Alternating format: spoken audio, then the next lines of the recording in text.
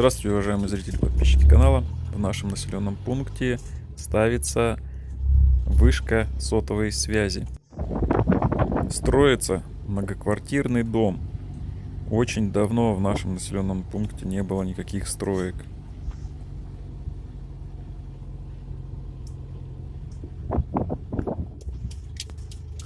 А также на территории ДК собирается детская площадка.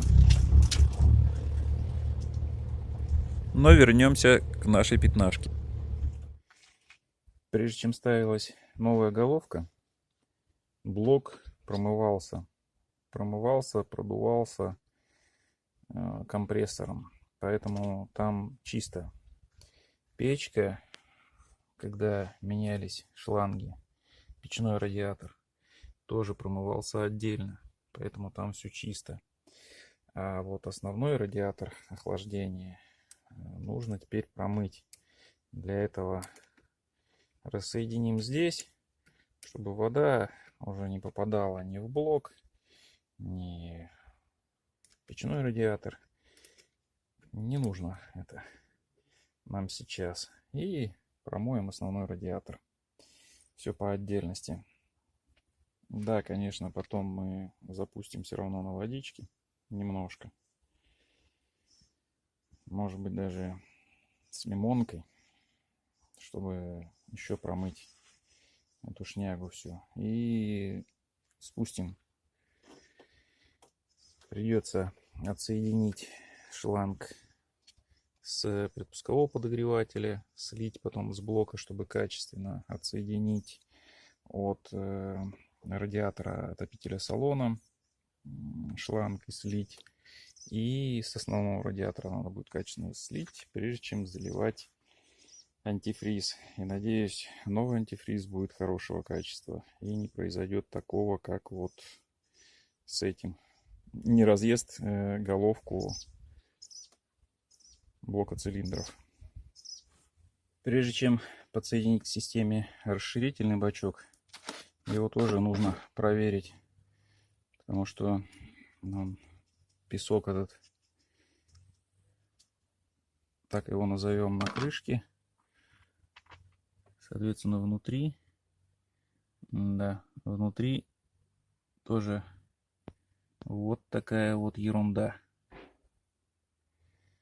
Нужно его промыть. Посмотрим в шланге, что творится. В шланге тоже ничего хорошего.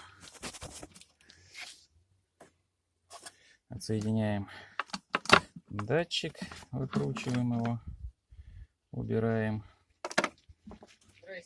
Здравствуй. И все.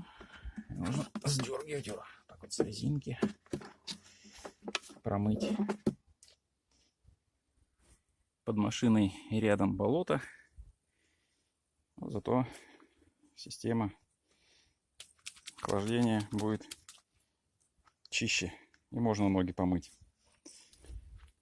Первый раз воспользовался вот этой вот ручкой из инструмента, чтобы открутить хомут. И вот смотрите, что происходит. Ручка крутится, проворачивается, а остальное все на месте. Могу точно сказать для своих подписчиков, зрителей, пусть это будет антирекламой, но вот такой инструмент не покупайте. Больше декоративная функция. Хотя, кто я такой, чтобы заниматься рекламой или антирекламой такого вот инструмента?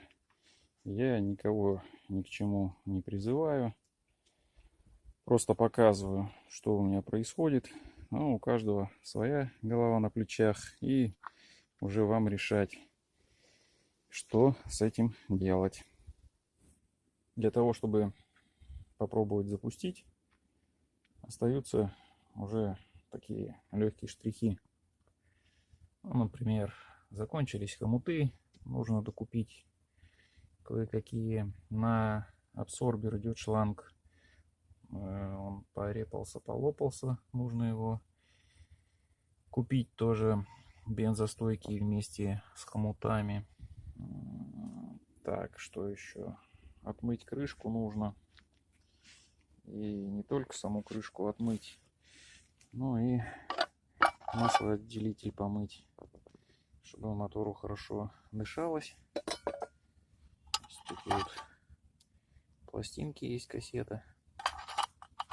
Нужно тоже помыть в солярочке это дело. И будет запуск. Так что следим, кому интересно. Мне самому интересно даже, как заработает машина. В магазине мне сказали, что головка в сборе и заводская регулировка. И послушаем, какой будет звук. Так что, Алексей, привет. Мне самому очень это интересно. Показываю, ребята, девчата, что еще натворил этот левый антифриз. Вот стоит подогрев предпусковой. И вот смотрите, съела, это получается вход, часть корпуса сожрала. И остался вот такой вот коротенький, поеденный только. Ну, шлангу еще есть, за что зацепиться. Но, однако, это уже слабое звено. Вот такого вот расширения тут нету, да, чтобы хорошо хомутик поджимал. Смотрите, как сплавы жрет этот левый антифриз. И вот даже на металл, куда он попадает и высыхает, смотрите, что остается от него. Вот где были брызги. Видите, какой он красивый. Ну, хозяину обязательно скажу, что это слабое звено уже. Вот, смотрите, что там осталось в шланге. Остатки недоеденные. Ну, а шланги меняю, потому что они околели. Стали дубовые, не гнущиеся. А сейчас будет видео, вставка от очень хорошего человека, тоже связанная с охлаждающей жидкостью, с ее качеством. Александр, привет.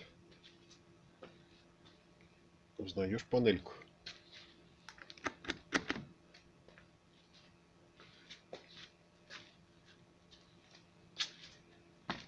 Вся проводка, которая только можно. Воздуховодики. Вон на ту ласточку, обновка. Возвращаясь к теме тосолов. То, что жрет головки или прочее. Видно какой? Он цвета хаки и перламутровый. Интересно. Чего за взвесь такая? О, он сливается. Все уже стек. Видно какой, да?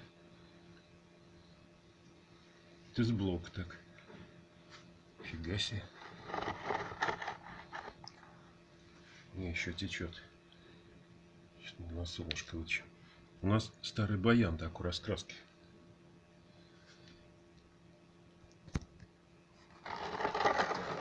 Его на солнышко вытащу. Ой. Ой. Тихо, тихо. Не. Не видно. Не видно. Не видно. Металлик. Какая-то краска металлика, не тосол. Ладно, дальше разбирать. Ё-моё. Событие для нашего населенного пункта. Ставится сотовая вышка. Надеюсь, теперь связь у нас будет просто исключительная. Смотрите, ребята, девчата, какой интересный Юпитер. происходит у нас по городу водяного охлаждения.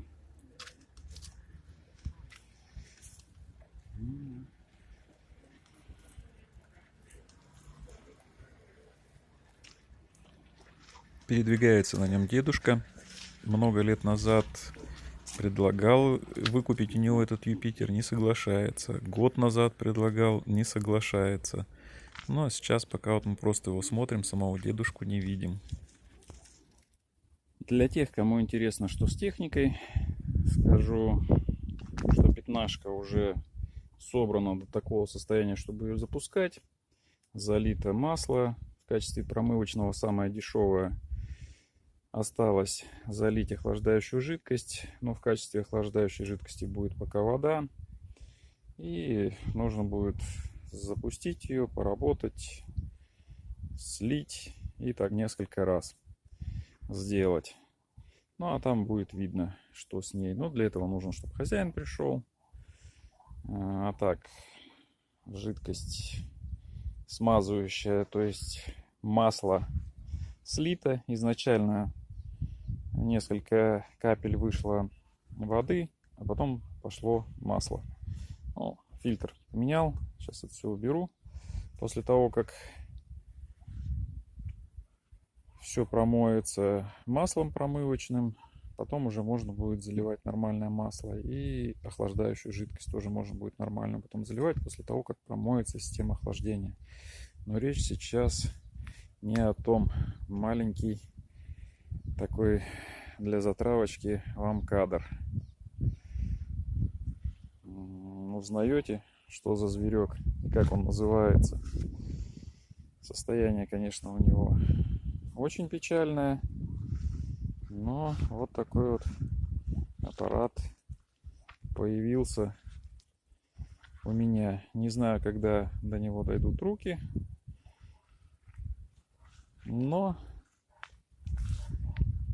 он у меня. Спасибо Илье за то, что он его сохранил. И что электрон дожил до наших дней. Дальше больше он будет появляться у нас на канале. Будет обзор его, даже вот в таком состоянии, в каком он есть. Ну, чем он уйдет куда-то, пусть он лучше у меня постоит. И запустим, значит запустим. Не запустим, значит будет фотозоной работать.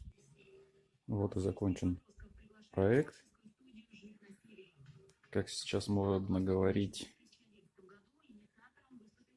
камин из отходов. Единственное, что здесь новое, это облицовка. Остальное все старое. Ну и, конечно же, лента светодиодная. Это все новое. А так, все, можно сказать, из отходов.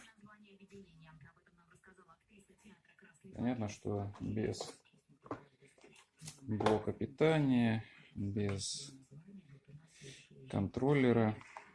Вот это все было новое взято. А остальное отходы. Лента вот такая применялась. Ну, кто видел, кто следит, тот видел. Это питание у нас светодиодной ленты. А это сейчас на зарядке стоит, скажем так, проигрыватель, приемник. Можно флешки вставлять, можно просто слушать приемник. Батарейка тут от телефона. Работает еще это все и на светомузыку. Для часов, конечно, свое питание. Обычная батарейка. Так выглядит с обратной стороны. Вот эта вот петля, это антенна. Чтобы был уверенный прием, вывел провод, ну и можно вот еще куда-то забрасывать, к чему-то подсоединиться, если нужно увеличить антенну. Ну и этой петли в принципе хватает за несколько суток испытаний. уверенный прием, поэтому необходимости в удлинении не вижу. Такая вот вещица. Декоративная, конечно, но есть какая-то и практичная сторона этой вещицы. Например, закрыть кривой участок стены без светомузыки. Просто более такой строгий вид, более классический. Нет этой моргалки звездочек. А так он смотрится в совсем выключенном состоянии. На этом все. До новых встреч на канале. Всего вам доброго.